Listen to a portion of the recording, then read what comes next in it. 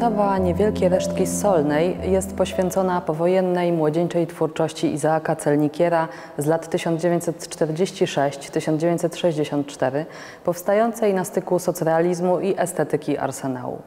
Ten wielki artysta żydowski, urodzony w Warszawie i ocalały z zagłady, był wychowankiem domu sierot Janusza Korczaka. Celnikier przeżył białostockie getto, obozy Stutthof, Auschwitz-Birkenau, Sachsenhausen i Flossenbürg. Postrzelony w nogę w czasie transportu do Dachau, został odnaleziony przez amerykańskich żołnierzy pod stosem martwych ciał. Po wojnie studiował malarstwo monumentalne w czeskiej Pradze, a w latach 52–57 mieszkał w Warszawie. W 1957 wyjechał na miesięczne stypendium ministra kultury i sztuki do Paryża, gdzie pozostał już na stałe. Zmarł w Paryżu w 2011 roku. Jest to pierwsza ekspozycja jego wczesnych dzieł. Główną częścią wystawy są ilustracje do opowiadań Avroma Reisena i wierszy Davida Sfarda. Rysunki nigdy wcześniej nie zostały zebrane w jedną całość i pokazane publicznie. W liście do Aleksandra Lewina, swojego wychowawcy z domu sierot Janusza Korczaka, Celnikier nazwał zbiór prac pozostawionych w Polsce niewielkimi resztkami z Solnej, które są bez większego znaczenia. Są to jednak prace zawierające zakodowane treści odnoszące widza do biografii artysty, w których manifestują się idee antyfaszyzmu i pacyfizmu. Twórczość z lat 1946–64 została uzupełniona wybranymi pracami z późniejszego okresu, aby pokazać efekt końcowy, do którego doprowadził go ten pierwszy, młodzieńczy proces twórczy. W czasie pobytu w domu sierot w 1937 roku Izaak Celnikier wykonał swoją pierwszą pracę artystyczną. Miał wówczas 14 lat.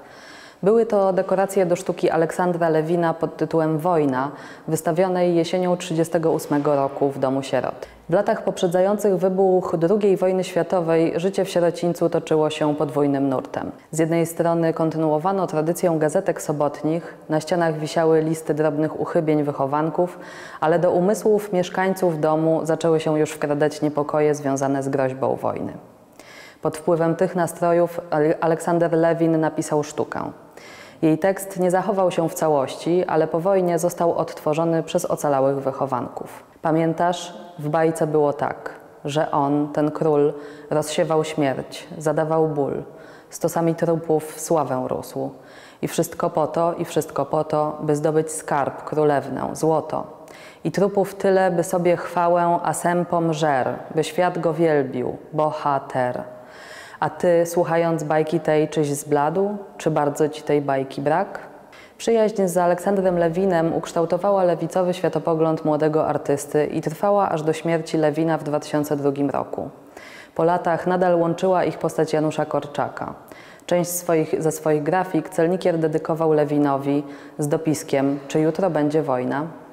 Pod wpływem nagonki antysemickiej w Polsce w 1968 roku Celnikier zaczął tworzyć grafiki z serii La Mémoire Gravée, czyli wyryte w pamięci. Składają się na nią 24 ryciny wykonane w latach 1969 do 1990, z których prezentujemy 10, aby pokazać wydarzenia z wojennej biografii artysty. Seria nawiązuje do cyklu rycin Francisca de Goyi, zatytułowanego Los desastres de la guerra, okropności wojny. Celnikier stosuje te same, bardzo wymagające warsztatowo techniki, które zostały użyte przez Goję: aquatintę, aquaforte i suchą igłę. Celnikier pisał w swojej autobiografii, otwieram cytat: Druga wojna światowa nie miała swego Goi. W ciszy, jakby chodziło o kradzież, Shoah nie posiada egzystencji w tym, co można nazwać sztuką światową. I jeśli mielibyśmy osądzać tę epokę poprzez sztukę światową, nie dowiedzielibyśmy się nic. W 1955 roku Izaak Celnikier był zaangażowany w organizację ogólnopolskiej wystawy młodej plastyki w Arsenale, zorganizowanej z okazji 5. Światowego Festiwalu Młodzieży i Studentów pod hasłem Przeciw wojnie, przeciw faszyzmowi. Wiele zaprezentowanych na wystawie obrazów odwoływało się do wojennej przeszłości, która osobiście dotknęła biorących w niej udział artystów. Na wystawie Celnikier zaprezentował obraz Getto, który został nagrodzony w dziedzinie malarstwo. Praca ta była kolejną wersją podejmowanego już przez artystę tematu. Pierwowzór został namalowany w 1949 roku podczas studiów Celnikiera w Pradze. Wersję z 1955 roku od wcześniejszej odróżnia wprowadzenie przez Celnikiera dodatkowej postaci. Bosy chłopiec okryty opończą patrzy widzowi prosto w oczy. Celnikier wprowadza do swojego obrazu zarówno element religijny, jak również przedstawia siebie samego jako figurę chłopca ocalonego od bycia złożonym w ofierze. Ocalał, by dać świadectwo zagładzie. Tak swoją rolę określał już wcześniej, jako człowieka, który przeżył własny naród i co zobowiązało go do dawania świadectwa. W latach 1958–64, już w czasie pobytu we Francji, Celnikier pracował nad obrazem Getto z aniołem. Wątek doświetlania zagłady w postaci świecy w rękach świadka, a czasami również kobiet żydowskich, występuje zarówno w ostatecznej realizacji, jak i w większości szkiców do tejże wersji. Postać chłopca oświetlającego parę kochanków to prawdopodobnie sam Izaak. Poprzez wymierzone w parę kochanków i anioła karabiny żołnierzy, Celnikier ukazuje zniszczenie całej tradycji żydowskiej, którą wywodzi z Tory poprzez nawiązanie do biblijnego snu Jakuba. Kobieta w środkowej części obrazu również trzyma świecę. Pozostając po stronie żywych, staje się źródłem ciepłego światła. W strefie ciemności i śmierci znajdują się siedząca kobieta z martwym dzieckiem na rękach i sam Izaak umiejscowiony na granicy mroku i światła. Wzniesiona noga siedzącej w mroku kobiety, użycie czerwonej farby sugerują poród. Kobieta trzyma na rękach martwy płód. W autobiografii artysta wskazał, że inspiracją dla dwóch postaci kobiecych ukazanych w środkowej części Getta z aniołem była Gina Frydman, jego ukochana z getta białostockiego, również artystka.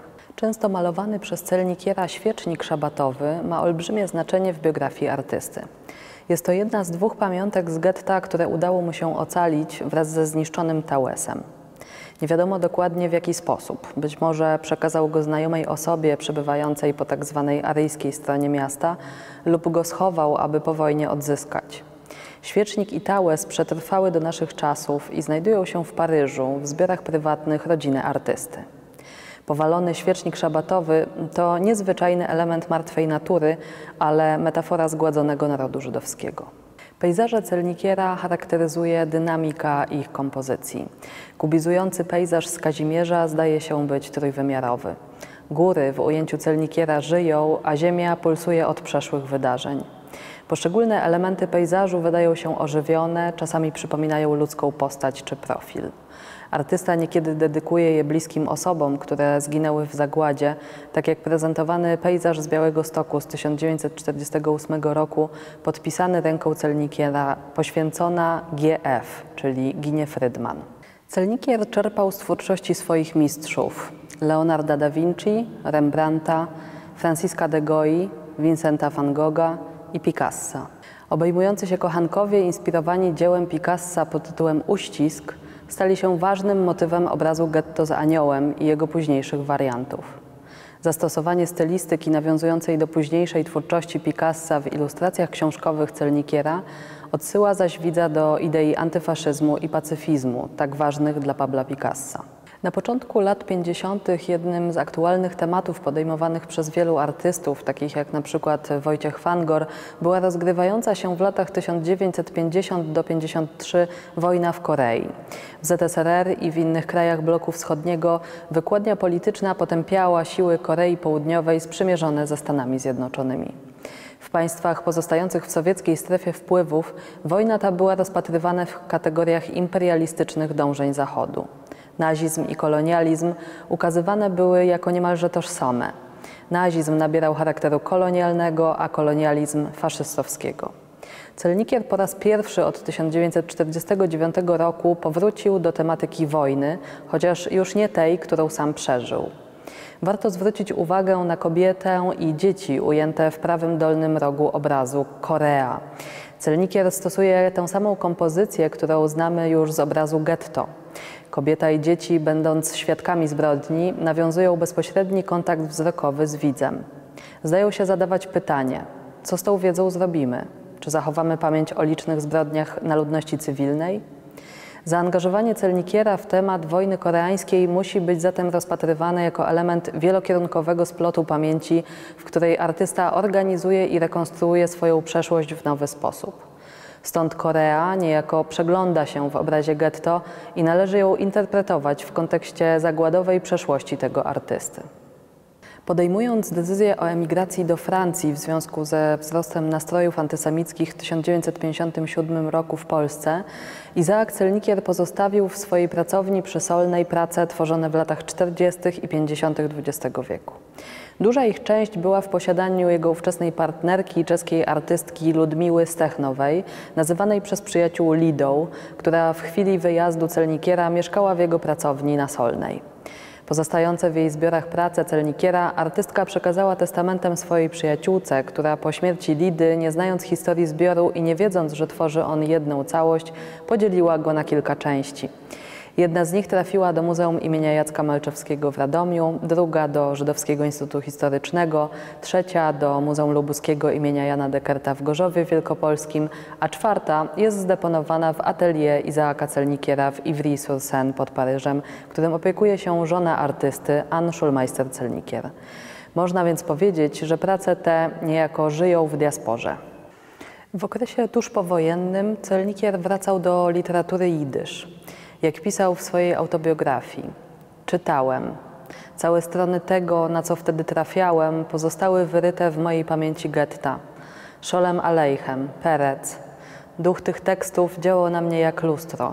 Owi mężczyźni i kobiety z getta przynależeli dalej, nawet w swoim nieszczęściu, do tej właśnie ludzkości. Żyłem w języku jidysz jak nigdy dotąd. Odnajdując ocalałych Żydów, próbowałem ich przeniknąć za pomocą rysunku. Jedną z części niewielkich resztek z Solnej jest seria szkiców do jidyszowych opowiadań Avroma Reisena, wydanych w tomie Ausgewählte Werk, dzieła wybrane w 1957 roku przez wydawnictwo Yiddish Buch. Niektóre rysunki tworzą równoległą narrację względem tekstu, który ilustrują. W swoich pracach Celnikier projektował osobiste doświadczenie zagłady na pochodzące z czasów wcześniejszych historie Reisena, niektóre zaś opowiadania interpretował jako prefigurację zagłady. Ilustracji tych Celnikier nigdy w druku nie widział, zostały bowiem wydane już po jego wyjeździe z Polski. Avrom Reisen był uczniem Itzhoka Leibusza Pereca, był mistrzem krótkich opowieści, tworzył intensywne, dramatyczne historie przy użyciu minimalnej ilości słów. W twórczości podejmował próby syntezy motywów biblijnych i współczesnych. Drugą książką, którą Celnikier zilustrował w 1957 roku dla Yiddish Buchu, był tom Lieder, czyli wiersze Dawida Sfarda. Dawid Sfard przeżył II wojnę światową w Związku Radzieckim. Był poetą i prozaikiem piszącym w jidysz. Od 1950 był członkiem zarządu Towarzystwa Społeczno-Kulturalnego Żydów w Polsce, a także kierownikiem literackim wydawnictwa Yiddish Buch. Po nagonce antysemickiej w Polsce w marcu 1968 roku wyemigrował do Izraela. Inspirowane sztuką Picassa rysunki Celnikiera do wierszy Sfarda ilustrują dylematy, przed jakimi po wojnie stawali polscy Żydzi. Pozostać w Polsce czy wyemigrować? Tom powstał pod wpływem wydarzeń od Wilży. Sytuował się w nurcie tematyki dramatu komunistów po ujawnieniu tajnego referatu Chruszczowa o kulcie jednostki i jego następstwach. W czasie pisania wierszy Sfard, będący jak dotąd zaangażowanym komunistą, zaczął dystansować się od działań partii. Drugim ważnym kontekstem powstania tego tomu była wielka fala emigracji Żydów wywołana nastrojami antysemickimi w Polsce, a także towarzyszące jej reminiscencje dotyczące zagłady.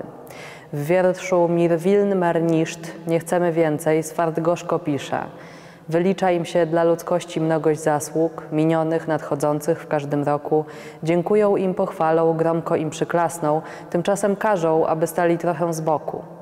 Z tymi samymi problemami mierzył się Celnikier. Na pół roku przed swoim wyjazdem z kraju napisał w liście do swojego wuja i jego żony mieszkających w Izraelu: moi kochani, piszę niewiele, od mego powrotu mało co się zmieniło, tyle tylko, że atmosfera staje się z dnia na dzień bardziej nieznośna. O antysemityzmie pisze ostatnia Nowa Kultura i po prostu. Wygląda jednak na to, że proces masowego wyjazdu Żydów z Polski jest nieodwracalny. Nie pisze tego w celu pogłębienia paniki, temu nie ma co ulegać. Pisze o atmosferze, którą się czuje na każdym kroku i przed którą nie ma powodu ani możliwości się ukryć. W październiku 1957 roku artysta wyjechał na miesięczne stypendium ministra kultury i sztuki do Paryża. Początkowo nie był pewien, czy pozostanie tam na stałe. Decyzja ta ugruntowała się w 1959 roku.